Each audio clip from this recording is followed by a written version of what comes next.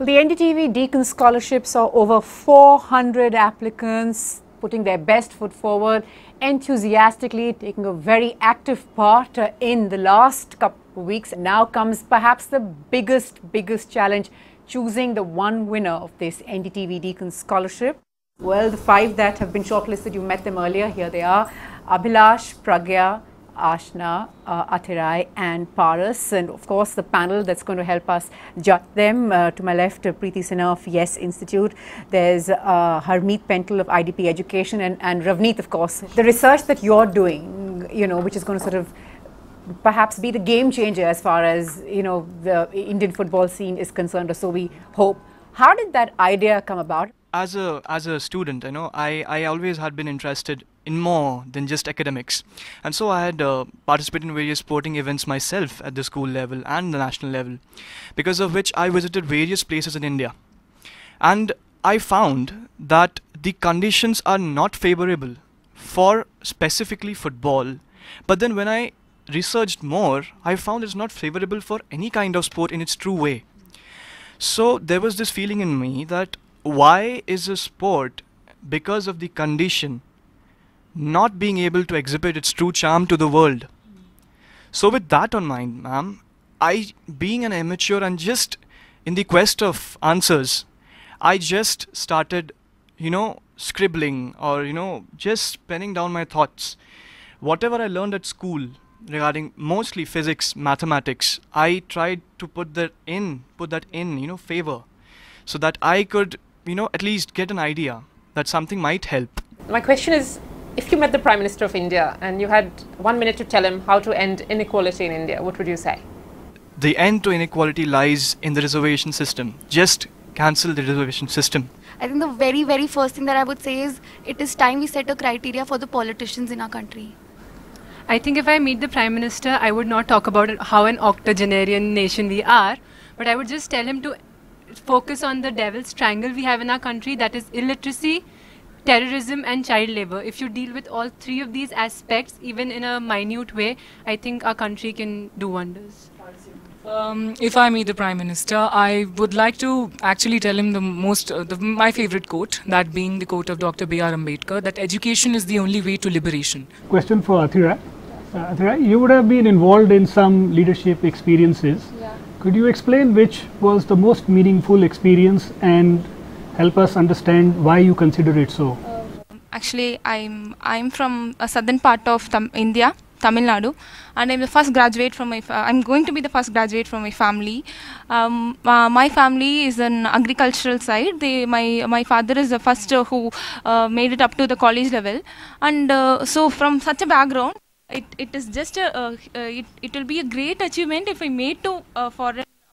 It is a great achievement. I'm here today because I'm the first one from my family or from my society to be on television or to be for a scholarship in the top 5 of scholarship.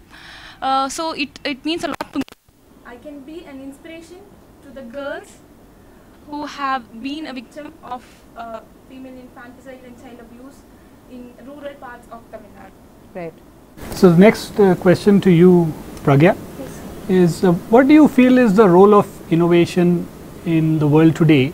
The world that we live in, there's this misconception about the fact that we are actually coming closer. Honestly, in my heart, I feel that the fact that we are coming closer is a stereotype, because even though we are completely connected to the people around the world through the technology and the innovations, we are actually going away from the people sitting right next to us.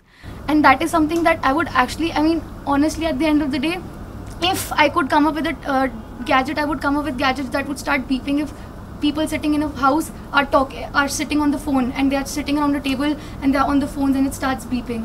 I think not just in India, I think throughout the world, if you can't have time for your family, if you can't have time for your friends, any innovation, any technology is of no use. You might know about what's happening in China, you might know about what's happening in Japan, but if you don't know what's happening in your own family member's life, I don't really think it's any use of you having that mobile phone in your hand. And honestly, I myself call myself guilty of this crime, because I myself being a part of this generation, if I am allowed to say that, do that all the time. But you know, now that it's time for me to move out of my house, and it's suddenly hitting onto me that okay, now I have to move out of my house, away from my parents, and I think of all the moments that I've probably lost on while typing on WhatsApp or updating the latest status on Facebook, on which I could have actually spent time with my family. As cheesy or probably as dramatic as it may sound, if I could have actually innovate something, it could be something that would stop people from trying to know about what's happening around them, and actually try to know what's happening around them. So don't you think that the technology, you could actually use it to your favor? So if you're sitting in Australia to connect to your parents back here, don't you think that the technology will play a role? That is something I'm definitely not denying. If you use it, like I said, everything has its pros and cons. The sad part is, in today's world, the cons are being used more than the pros. That's the sad truth. I would really like to beg to differ, because I do believe technology is, as you talked about innovation, I see technology is not the only field where innovation has come. I will say the economic framework of the society itself. Now, if we see the Indian society for that matter right now, it's not similar to what it was 10 years back. It will not be similar for what it will be 10 years ahead. So technology, and on a whole as an innovation, has actually broken the borders between the countries. World is becoming globally interdependent. Would you have a question? Absolutely. I mean, I'll call you the Fantastic Five and all the things that you've done so far. But you know, pride in India is very important, and the youth are the pride of India. You will be going overseas. So if you introduce yourself, you'll say, I'm so-and-so, I come from India, which is a country of ... So if you'd like to complete the sentence. The country of love. People loves you.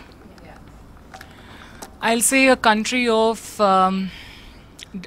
diversity. So I would just say I belong from a country that has an astounding terrain, which is the grandmother of history, the mother of nature, and the proprietor of culture, and we've been the torchbearer of many new things all over the world. Well, if you have to just describe it in 2 words, I think it will be festivals and colors. My country is a country of budding talents. Okay, so one quick question. If not the scholarship, what's next on your plate? Well, as I even said in my presentation, this is in the end. This is right the beginning. We are 18 years old. We can't stop right now, because this is the point where we start exploring ourselves. So if not the scholarship, I think there must be many things waiting for me. I don't know. Maybe a better college in Bombay, maybe studying for 1 year and getting a bigger opportunity. I'm just like it's very famously said, no end is ever an end, it's always another beginning. So even if today I don't qualify for this scholarship, I'm planning to pursue law, which is something I am pretty serious about, if not this scholarship. And hopefully I will get through some good college.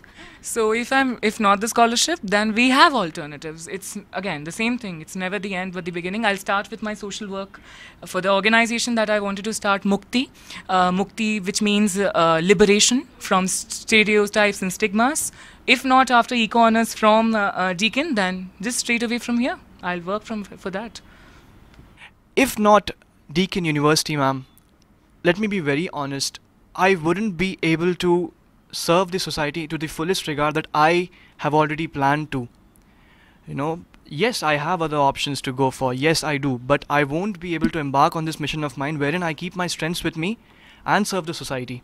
Because that's the best way possible I can serve the society. Thanks. Super. You've just made our task far tougher. Yeah. You know, that's been Absolutely. a very engaging discussion, and wonderful to get to know you slightly better than we did, say, 2 hours ago.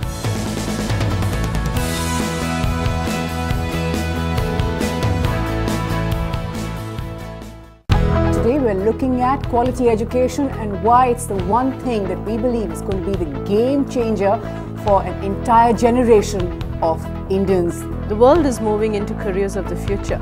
So I think that's where the children are right now in their headspace. The thing that has not quite worked very well is over-regulation of the educational system or the institutions. India needs a lot more thought process, intellect on how to sort of evolve to a stage where we are truly global. We have to understand this, get the kind of intellect and process managing skills and do it. Once I got posted to a city like Kota, where people are so obsessed with engineers and medical, I mean, it just hit me that, you know, things need to start changing now. If we as individuals, if we as the young people of our country don't start taking stands for what we believe in, Because I have friends, you know, who want to do something different. But it's because the society has shaped their mind in that way that it's only in the engineering field that you'll get a job. You'll get a job, or it's only when you become a doctor that you'll be accepted by the society. I think the stigmas related to certain professions that we still have in our country need to be removed.